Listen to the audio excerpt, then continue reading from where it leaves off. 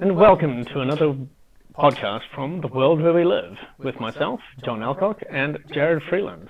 Tonight we're watching the US elections. We have a combination of Fox News, CNN, and a bunch of streaming channels running in various different rooms of the House. And we have other people who are here joining us to celebrate either a Trump victory or commiserate a Biden victory. We will see what happens when it happens. And as various stages tonight, we will be updating with information based on what we are seeing in the news, and we'll also have guest speakers come through and tell us what their opinions are. Some pro-Trump, some pro-Biden. So we've got a little bit of a balanced mix going here tonight. Well, we've got to have our balance. And hey, welcome everybody on this most historic occasion. It is a once-in-a-lifetime event. It will be, as they say, the most consequential American election probably since, I don't know, since Franklin Roosevelt, maybe? I think this is the most historic election that we're going to see in the history of the world thus far. Legitimately do think that. Before we get into our analysis, let's just be completely upfront here. John is an avid supporter of President Trump, and he sees absolute doom and gloom should President Trump not be able to secure a second term. I am not a fan of Trump's personality. I think his behaviour is, by all accounts, reprehensible. However, I would prefer to see him win on the grounds that I believe he is well-intentioned and that his vision for America is the right one for America going forward. I didn't say for the world. I understand it has significant implications for the rest of the world, but Trump was not put in that position to be the president of the world. But, regardless of who wins, another 4 years of Trump or a Biden presidency is not going to be the problem that faces America. The inherent problem can be described very simply.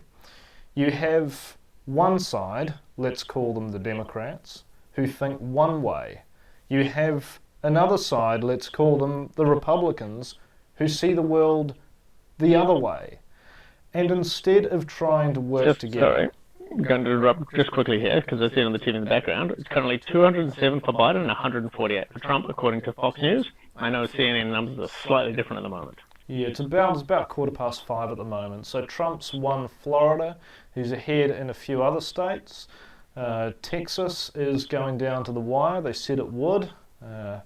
And certainly Pennsylvania, I believe Biden's still ahead there. So this will be a close one.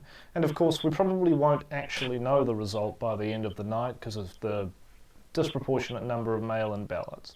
But really, the problem facing America is that you have one side who sees it one way, the other side who sees it the other way, and instead of having any interest in coming to the table and working together to solve social or economic problems, both sides are more than happy to sit back and call each other...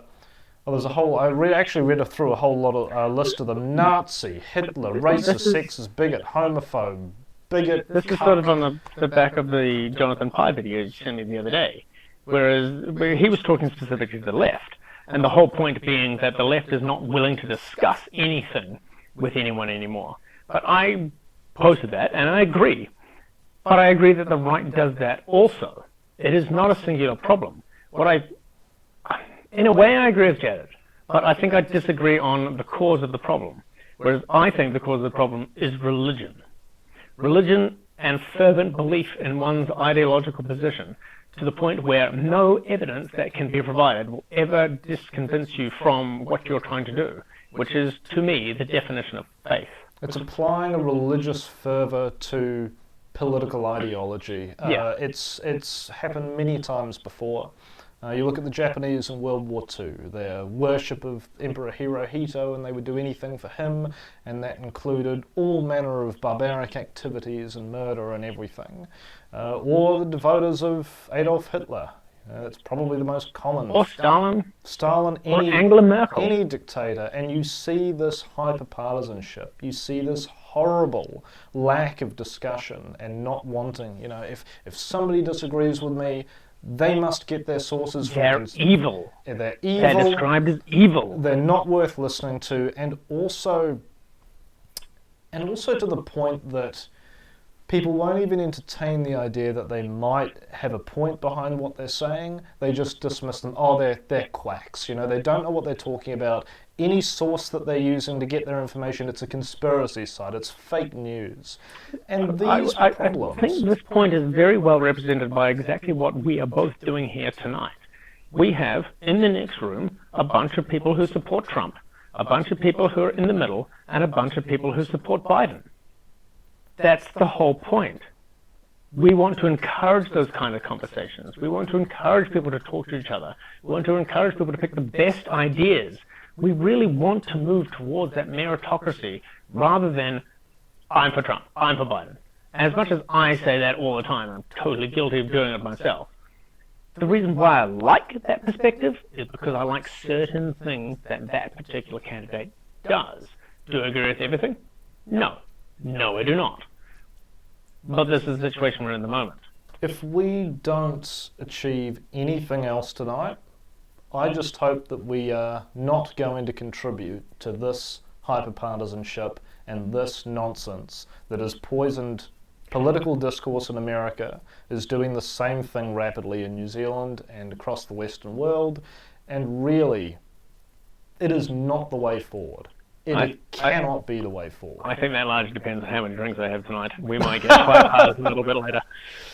So we will catch you again very soon, and we will update you. I'm sure you're still watching, or you're already watching.